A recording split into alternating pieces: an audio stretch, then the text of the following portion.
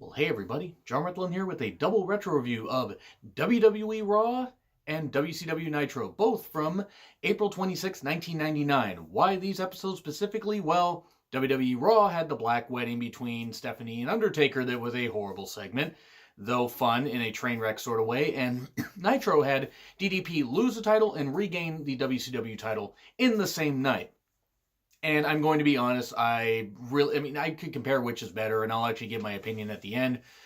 Both these shows were messes. I hate to say, but I think Raw was a bit more of a mess. So yeah, this was the Raw right after Backlash 1999, where Austin and Rock had their match and everything, and actually a better match than their Mania 15, encounter just a month before, or like 6 weeks before.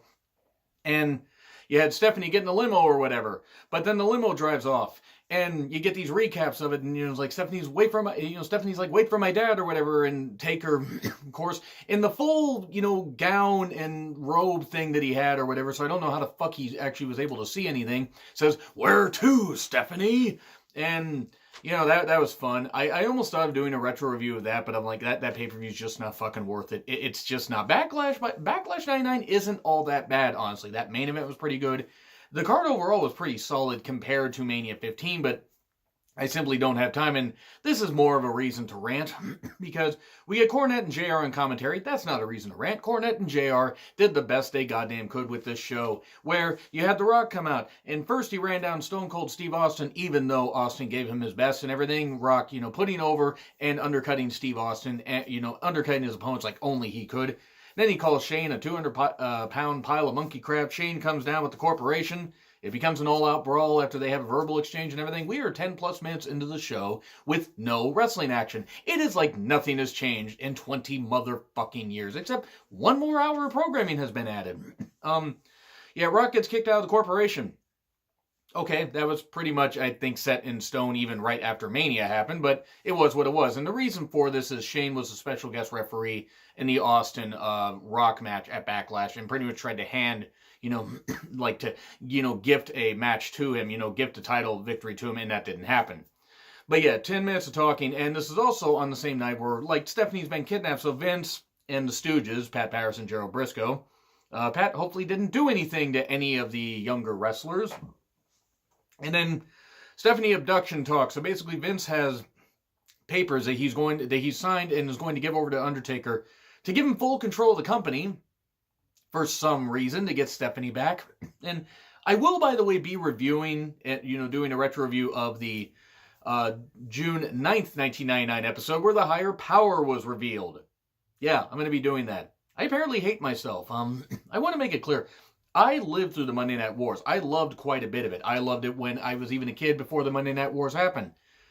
These episodes have not aged all that well. Some have. Some have some great iconic moments and everything that will live on. I will say that much about the Attitude Era. But boy, we are 15 minutes into the show, roughly, and no matches.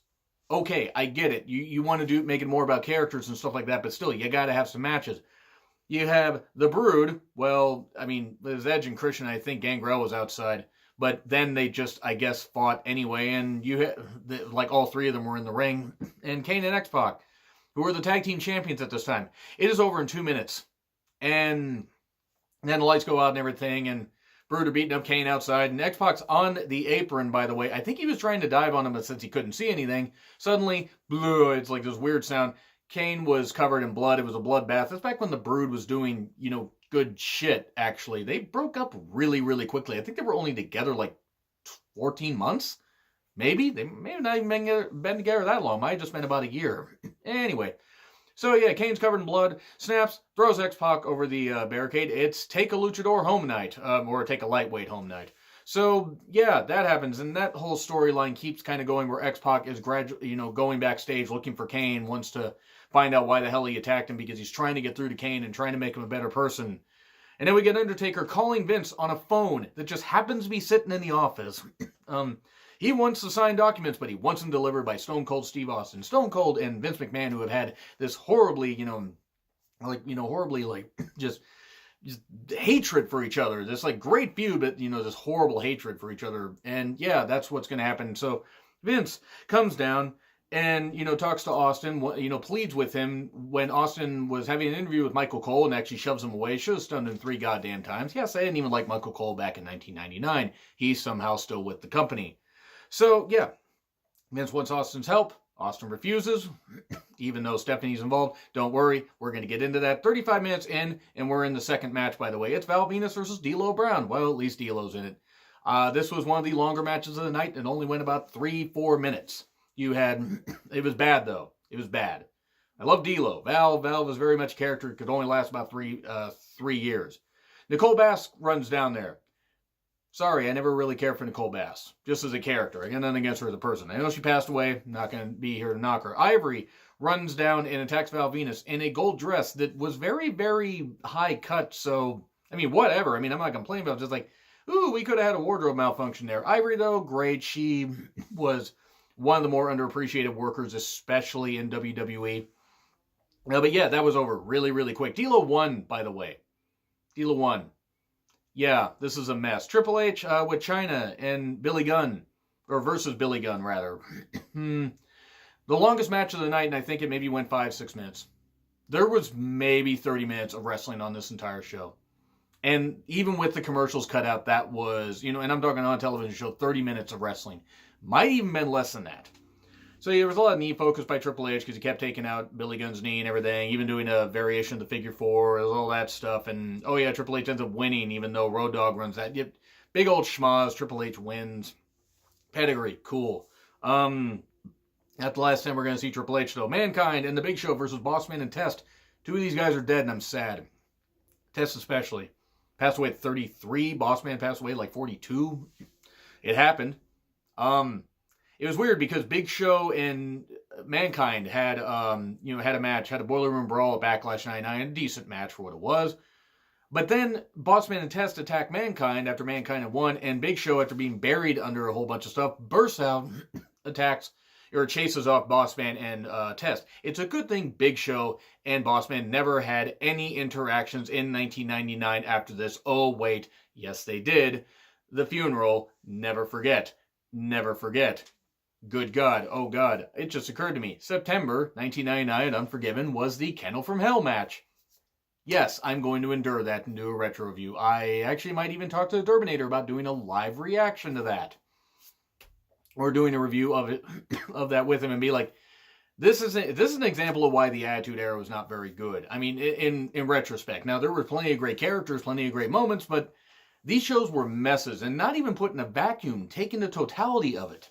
Like, there just weren't that many great storylines. There were some, but a lot of them were messes. So, yeah, by the way, a bloody sock to Test, and Mankind and Big Show win. Holy shit, Mankind did well. So, yeah, then we have X-Pac looking for Kane backstage. And then Hardcore Holly's beating up Al Snow once a hardcore title match. They actually had pretty good chemistry, so I actually didn't mind this segment all that much. A Beaver cleavage vignette. This is why Vince Russo is an embarrassment to the wrestling industry. This is why Vince McMahon was a fucking idiot for ever hiring Russo. Whoever else greenlit this whole damn thing of Beaver cleavage, who Mosh from the Headbangers, not saying the guy would have ever been more than a freaking mid-card champion once, but you take a guy, where Thrasher was injured, I believe, but you have Beaver cleavage. And by the way, I do want to announce right here, I'm going to be redoing a redux of my Why 1999 Sucked in Wrestling series, but I'm going to shorten it. Because at the time, I did bite-sized chunk videos of like 10 minutes. This one, I'm going to probably make it a series like each, maybe like 3-4 videos each, but I'm going to get a little more vicious, because I was still finding my footing in the summer of 2016. And I figured 3 years after, 20-year anniversary of 1999 in wrestling, and I want to clarify, there was some great, great shit that happened in 1999. To me, ECW actually had the best shit that happened. They did the least amount of bullshit, quite frankly. But WWE and WCW were much more profitable, especially WWE. WCW started to lose money towards the end of 99 at least, and boy, did they really lose money in 2000. But anyway, that is what I'm basically going to end up doing. So yes, you are welcome to talk to me on Twitter about that. If you can think of bad stuff in 1999 in wrestling. Yes, I will also cover Heroes of Wrestling. I did a review of that, so I'm not going to redo that. And I might just reference my review, but I will say clearly that was the worst wrestling show of 1999. But anyway, so Beaver Cleavage vignette. I was embarrassed by this. The poor woman that they had playing the mother, basically the idea is like Leave It to Beaver. Mosh was like this stunted child something, even though he was a grown adult, and you had a mother with her cleavage hanging out, hence the term Beaver cleavage, or the character Beaver cleavage. They had her dress all ridiculous, and I'm not knocking the woman. I'm not knocking the woman at all.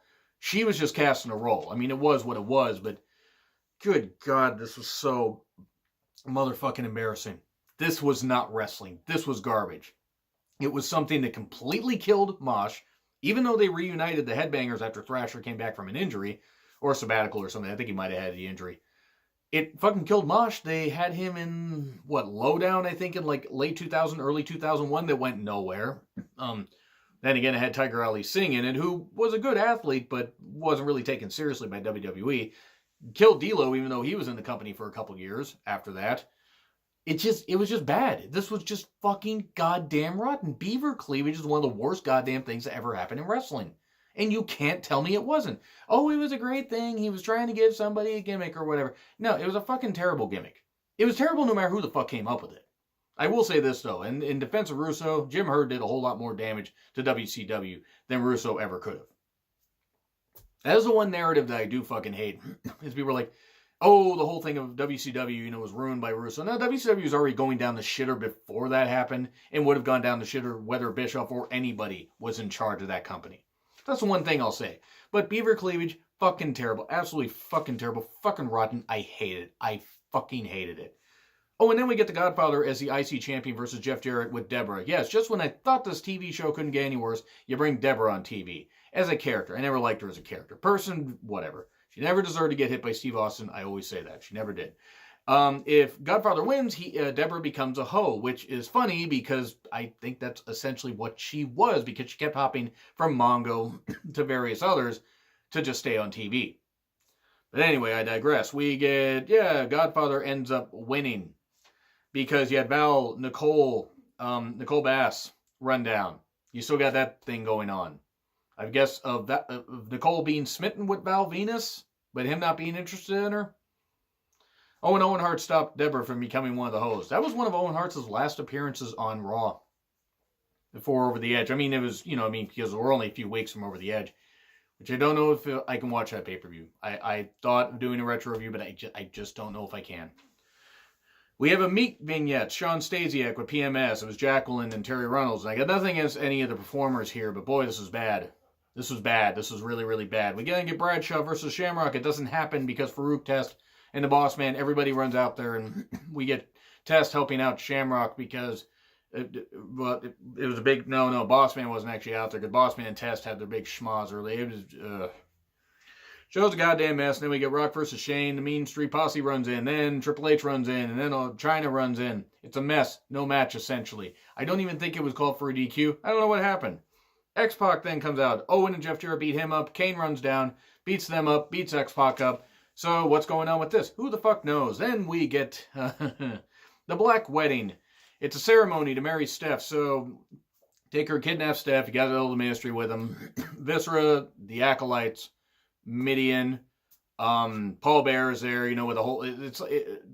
Stephanie spread out on the unholy cross. Take that for what you will. And Paul Bear, doing all this, and the corporation, well, Shane McMahon, since he owns, he controls the corporation, ousted his dad from it. Oh, no, wait, if anything bad happens, we will, it's like, we'll make our move. This is, by the way, his sister, and after Shamrock had been beat up, and Big Show ran out there. So Big Show ran out there, actually got through some people, knocked Viscera, out with like a sidekick, but then had a bat with him that Shamrock had brought. Like, he went to pick up the bat, but then hit a sidekick. Taker picks up the bat, smashes Big Show over the head. Not quite the same as what they would do like sometime later.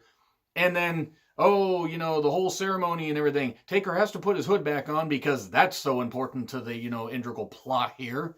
And you may now kiss your bride, Paul Bearer says. And then Stone Cold's glass shatters. And then, because he was upset about, about his beer. No, his music. He runs down the ever graceful Stone Cold, falling over his own goddamn feet. I mean, he had bad knees and everything, so whatever. But he hits Midian, who's in the entranceway, And I know that Austin really worked hard, and he did, and it's a shame that his career got shortened. But boy, there are some times where I think he really shouldn't have been out there wrestling. He knocks Midian down, runs in the ring. He's fighting with Taker, and this is the funniest thing. He's fighting with Taker. I did a video about this like 3 years ago, and that's actually why I'm doing this video now, so I can go more in depth on this stuff, the entire show, and not just those 2 segments. But he's fighting with Austin and Taker fighting, and then Midian comes and starts attacking Austin, and Taker holds up his fist, and you know what? He basically just did this to Vince and just left. I mean, he didn't do his middle finger, but he's just like, you know what? I give up. I leave. He could have taken Stephanie and done something else with her. Nope. Stephanie's there on the cross, laying up on the ropes. Nope, can't do that. Austin beats up Midian. He grabs a chair. He knocks down Farouk, grabs a chair, smashes Midian, smashes Bradshaw, smashes Viscera outside. Everybody's just laying all over there. It's like the Benoit household. There's so many goddamn bodies around. Had to say it. I know I'm going to get hate for that. But anyway, Austin then frees Stephanie. She's thanking him. We have all that, and there we go. That is essentially it. Vince is saying, thank you, Austin. And then he gets revealed as a higher power in about 6 weeks, and I hate my life. I want to make it clear I'm a big wrestling fan. I really, really am. Not that you can tell with how I'm acting here. But the thing is, I love wrestling. But boy, some of these shows have not aged well. Some of the WCW pay-per-views did. Some of the WWE pay-per-views have. Some of the Raws, some of the Nitros, some of the SmackDowns. A lot of this stuff. Some has aged really, really well. Some didn't. Raw was shit, though. It was a pile of shit. It was entertaining, but it was a pile of shit. And then we get to Nitro from the same day, April 26, 1999. We get a 10-belt, well, a few bell salute to Rick Rude, who had just passed away 6 days before. So just after Nitro. I think he passed away April 20th, 1999. Really, really sad. Really, really sad that Rick Rude passed away when he did. We then get recaps of Roddy Piper removing Ric Flair from power as president and putting him in a mental institution, which is integral to the plot because about 80,000 minutes of this show was dedicated to that. It was actually only a few segments, but still, they kept doing it. And this was recaps, and then recaps of Goldberg and DDP happening, and DDP stopping, Goldberg any way he can from being able to, get DDP's title that he just won a Spring Stampede a month before. I think it was a month before. I don't think he had lost the title yet. He didn't hold the title for very long in any of his reigns. But then, Ric Flair is in a mental hospital. Okay, why? Why? I mean, we know Ric Flair's crazy, but why was this happening? Who the fuck, who the fuck did Flair and anybody piss off? Did the fans piss people off in WCW Creative? So they just said, here's a whole bunch of bullshit. I mean, Finger Poke of Doom that happened a few months before. And yes, I did a rant about that as well. The same Raw and Nitro episodes since they happened on the same night. Foley winning the title and the Finger Poke of Doom. Oh yeah, and on that same show where Foley had that thing happen. The Terry Reynolds miscarriage angle. Another thing that Russo and Ferrara should have been, gutted for. The fucking miscarriage angle. Good God. Anyway. So Ric Flair's in a mental hospital and controls the whole thing, I guess. This was really bad comedy. I mean, and I know something about bad comedy. I do not tell the best jokes. I got a great sense of humor sometimes, or at least I think so. But boy, let me tell you, this was bad comedy. Because one, it looked like it was literally a set that was just built like offsite or just backstage somewhere. And then we get Charles Robinson talking to J.J. Dillon. And Charles Robinson is the vice president of WCW, so now he's in charge. Charles is in charge, which is something that Charles Robinson said ad nauseum a lot later on. We then get Piper in the ring to talk. He reinstates Randy Savage, who was apparently, suspended or something like that at some point, probably because of his actions at Spring Stampede, or because WCW realized that, hey, we have too many old guys on the show, and I love Randy Savage, but Randy, at that point, didn't wrestle all that much. Now, he was still in phenomenal shape, and could have actually had better matches than Hogan, sure as fuck ever could have, especially at that point, and don't worry, Hogan makes an appearance on this too. But they were like, hey, maybe we're just going to do something with Randy Savage where we're going to pay him just to sit at home. And I love Randy. I missed Randy to this day. It's really sad how he died. DDP comes here. And Piper says, oh, by the way, you're going to face Sting tonight for the world title in 45 minutes. So it's the beginning of the first hour or the second hour. Cool! Oh, they're in Fargo, North Dakota, by the way. We then get Bryan Adams versus Conan. In 1999, Bryan Adams, no, not that one, but the wrestler, Crush. Like, seriously, that's who he was. That's his biggest claim to fame. Well, that in the match, where he teamed with Brian Clark as Chronic. At Unforgiven, 2001. If you haven't seen that match, oh, sweet Jesus. It wasn't good and ended up being a DQ because Vincent ran in and did this stuff. And then Scott Norton and Stevie Ray, Horace Hogan. Wasn't Scott Norton mainly in New Japan at this point? He was obviously used better in New Japan. This was the NWO Black and White, led by Stevie Ray. I love Stevie Ray, but there were too many factions at this point. Way too many factions. And when Stevie Ray is a great athlete. He was, and I'm sure still is, even though he's obviously older than he was here. But I just can't understand why anybody thought that this group was a good idea. Stevie Ray leading a tag team, maybe teaming up with Scott Norton, great. Maybe teaming up with Bryan Adams, great. Vincent didn't need to be there, and Horace Hogan sure as fuck didn't need to be there. So yeah, we get a Sting vignette, or a Stingette, if you will. Then we get Raven, who was supposed to be teaming with Randy. Perry Saturn, I can talk. But Perry Saturn and Kidman got attacked by the Horsemen sometime earlier, either earlier that day or sometime up, in an alternate dimension. They just decided to slot in here. And so it was supposed to be Raven and Saturn against the Armstrong brothers. Nope, it's Raven versus Scott and Steve Armstrong in 1999. And got nothing against the Armstrongs. Scott Armstrong's always pretty underappreciated worker and a really good ref, by the way. But it was Raven's rules, and Raven lost. Okay. By the way, this is all tying into a tag team three-way that's going to be Kidman, Ray, the WCW Tag Team Champions versus Raven and Saturn versus Malenko and Benoit at Slamboree 99, which was actually a pretty fucking good match. Big shock. Tag team wrestling can actually be good. Yeah, but Raven hits an even flow, but then Steve Armstrong, I believe, throws a chair at Raven, or hits Raven with the chair while it's still in the seated position, so not the best shot. And then Scott gets an arm across Raven, 1, 2, 3. Okay, Raven was going to be gone from WCW in like 4 months after this. We then get Flair talking to Charles. Again, this happened multiple times on the show. 3 hours of wrestling, and they kept having talking. We then get recaps of recaps that we saw at the beginning of the first hour.